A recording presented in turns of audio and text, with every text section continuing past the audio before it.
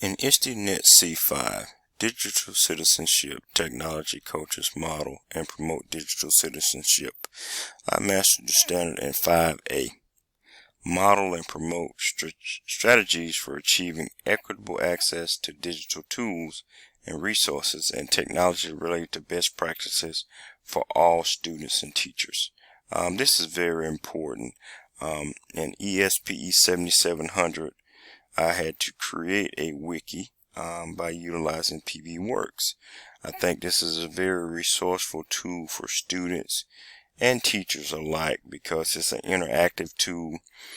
Teachers or individuals can be administrators to just work, add to, take away from, or they can be viewers of it. It can be published, and it can kind of sort of fit somewhat of a interactive website type tool, which students can use for different projects, science, math, and things of that nature, even PE and health. This course was very hands-on, helping me with my wiki development.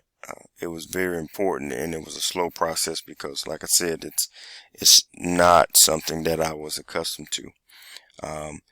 It helped me develop lesson plans and also resource to communicate with.